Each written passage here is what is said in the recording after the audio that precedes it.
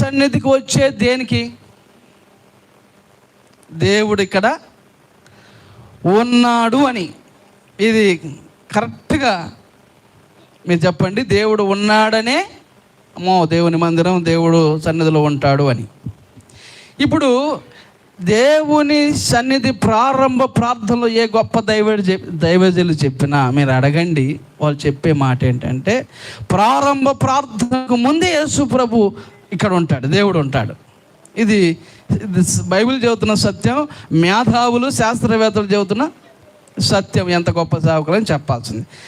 ఇప్పుడు దేవుడు వచ్చిన తర్వాత మనము ఎంత టైంకి వస్తున్నాం, ఎప్పుడు వస్తున్నామంటే దేవుణ్ణి మనం ఏం చేయట్లేదు, గౌరవించట్లేదు, గౌరవం లేదు. ఎమ్మెల్యే మంత్రి వచ్చి అక్కడ కూకుంటే అప్పుడు వస్తారు, నేను ఆగుతాను అంటాడా? ఆయా సమస్యలు చాలా ఉన్నాయి, వాళ్ళు వస్తున్నారు, వాళ్ళు పనులు చేసుకొని, వాళ్ళు గుడ్లు తిగి అంట్లు తోమి వాళ్ళు వండుకొని తిని శుభ్రంగా వస్తారు, కొద్ది కూకోండి సమస్యలు చెబుతారంటే ఆగుతాడా? ఏం రేగుద్ది? పాపం, సమస్య లేదు, సమస్య లేదు, నేను వెళ్ళిపోతాను అంటాడు. గౌరవం ఏది? అందుకు ఇక్కడ అంటున్నాడు, వాళ్ళకు ఏముందంట 4వ వాక్యములో, పొగరెక్కి, అంటే పొగరెక్కటం వల్ల దేవునికి ప్రజలు భయపడట్లేదు. దేవునికి స్తోత్రం, హల్లెలూయా. దేవుడు లేడనుకుంటారు, దేవుడు లేడు, యాడున్నాడు, మరి ఎందుకు పోతున్నావు? పోకపోతే మళ్ళీ ఒక పక్కన భయం అవుతుందిలే, మళ్ళీ ఏమైనా అయితేమో, లేకపోతే దేవుడు ఉన్నాడు అంటున్నారుగా కొంతమంది. అసలు ఉంటే ఏందో. అంతేకాని నిజంగా గౌరవం అనేది దేవునికి మనం ఇవ్వకనే దరిద్రం పోవట్లేదు. లేదండి, మీరే ఆలోచన చేయండి. వాక్యాన్ని బట్టి మీరు జాగ్రత్తగా అర్థం చేసుకోండి. దేవుడు ఉన్నాడు అని అర్థం కాలేదు, మందిరములో దేవుడు ఉన్నాడు అని ప్రజలకు అర్థం కాలేదు. అర్థం కాకనే ఏమయ్యారు ప్రజలు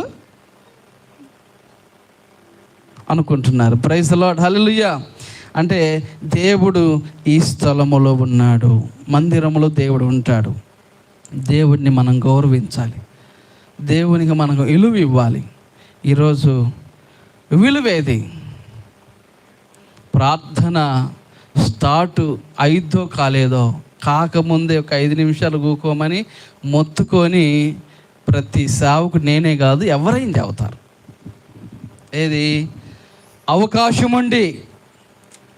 మీరు గమనించండి, చాలామందిని కొన్ని ఛార్జీలు పెట్టుకొని కొన్ని 50-60 కిలోమీటర్లు ప్రయాణం చేసి టయానికి అక్కడ ఉంటారు, లేరా? కొన్ని సంఘాలు ఉన్నారా లేదా? ఎందుకు? భయం. దేవుని సన్నిధిలో ముందే ఉండాలని ఒక భయం. చివర్లో పోతే సరిపోదు, ఎట్లా ఛార్జ్ పెట్టుకుని వెళ్తున్నావు, బస్సు లేట్ అయిందని ఏదో ఒకటి చెప్పొచ్చుగా. అట్లా లేదు. ఉదయాన్నే ఒక్కో సంఘాలు 6 గంటలకు ఆరాధన అంటే 6 గంటలకు ఆరాధన అక్కడ ఉంటున్నారు. 2వ ఆరాధన 8 గంటలకు, 3వ ఆరాధన 10 గంటలకు జరుగుతున్న సంఘాలు ఉన్నాయి. ఇప్పుడు వెళ్తున్నారు 6 గంటలకు ప్రార్థన అంటే 6 గంటలకు. అంటే దేవుని భయం కలిగిన వారు వస్తున్నారు గనుకనే ప్రార్థనలు జరుగుతూ ఉన్నాయి. దేవునికి స్తోత్రం, హల్లెలూయా.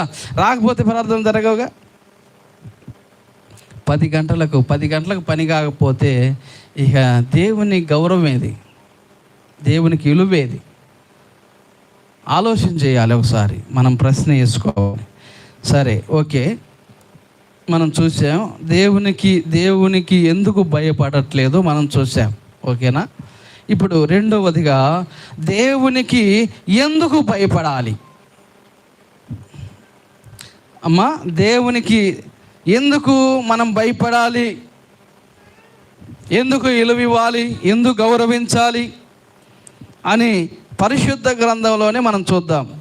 1 పేతురు రాసిన పత్రిక. మీరు చాలా జాగ్రత్తగా వాక్యాన్ని మీరు అర్థం చేసుకోవాలి, అపార్థం చేసుకోకూడదు. చాలా జాగ్రత్తగా మనము అర్థం చేసుకుందాం. 1 పేతురు రాసిన పత్రిక